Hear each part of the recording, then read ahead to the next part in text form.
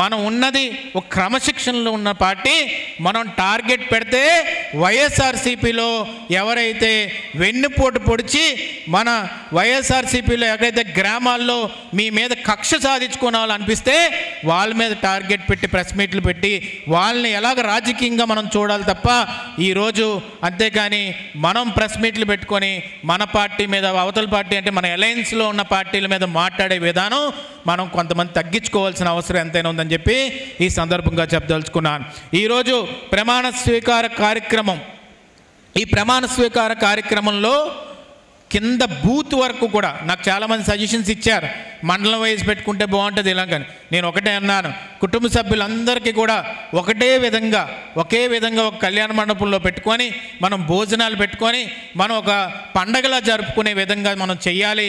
ఎందుకంటే ఈరోజు ప్రమాణ స్వీకారం అంటే మీ కార్యక్రమం, ఇది ఎక్కడ ఉన్నా ఎవరి కార్యక్రమం కాదు, ఇది మీ కార్యక్రమం. మీకు ప్రమాణ స్వీకారం జరుగుతుంది. మీరు నాయకులుగా ఈ పార్టీ ఈ ప్రమాణ స్వీకారం ద్వారా మిమ్మల్ని గుర్తించడం జరుగుతుంది. రేపు చంద్రబాబు నాయుడు గారు ఏమన్నా వాయిస్ కాల్స్ కానీ ఏమైనా ఉంటే అవి మీకు డైరెక్ట్గా కనెక్ట్ అయ్యి మీతో మాట్లాడడం జరుగుతుంది. కాబట్టి ఈరోజు నారా లోకేష్ గారు కూడా మీరు చూడొచ్చు, ఏ నియోజకవర్గం వెళ్ళినా మొట్టమొదట కార్యకర్తలను కలిసిన తర్వాతే గవర్నమెంట్ ప్రోగ్రాంలకు వెళ్తున్నాడు. నాకు ఆయన మనస్తత్వాన్ని చూసినప్పుడల్లా నాకు అనిపిస్తుంది, అటు నందమూరి తారక రామారావు గారు, ఇటు నారా చంద్రబాబు నాయుడు గారు ఆలోచనలు. నందమూరి తారక రామారావు గారు ఎలాగంటే ఒక కార్యకర్తని పైకి తీసుకొచ్చే విధానాన్ని, డిసిప్లిన్ మనకు తీసుకొచ్చాడో అవన్నీ కలుపుకొని ముందుకు తీసుకెళ్తున్న నాయకుడు నారా లోకేష్ గారు. దాన్ని ఫ్యూచర్ మనం సేఫ్గా ఉన్నాం అనేది నాకు చాలా నమ్మకం కలుగుతుంది.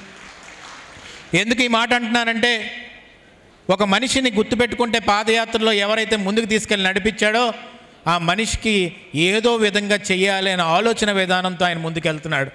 ఒక నియోజకవర్గంలో ఎవరైనా పోరాడితే వాళ్ళని గుర్తుపెట్టుకొని నన్ను అడుగుతాడు. ఒక టైంలో మన ఇంట్లో కూడా సమస్య వచ్చింది. మన గోడ పగలు కొట్టినప్పుడు నాన్నగారిని ఉదయమే అరెస్ట్ చేసి తీసుకెళ్లారు. దాని ముందు కూడా నాన్నగారు ఇక్కడ అయ్యన్న పాత్రుడు గారు ఎయిర్పోర్ట్లో దిగిన తర్వాత పోలీసులు జీప్ ఎక్కించి కిడ్నాప్ చేయడానికి కూడా ప్రయత్నించారు. ఇవన్నీ సందర్భాలు మీకు తెలుసు. ఆఖరికి అక్కడ హైదరాబాద్లోకి ఒక ఫ్లాట్ ఉంటే అక్కడికి కూడా ఒక 20 మంది పోలీసులు వచ్చి నా కూతురు ఉంటే ఆ కూతుర్ని కూడా ఎంక్వైరీ చేశారు. 5 ఏళ్ళ కూతురు, ఆమెకి ఏం తెలుస్తుంది, ఆమెకు ఫోటోలు చూపెట్టి ఎంక్వైరీ చేశారు.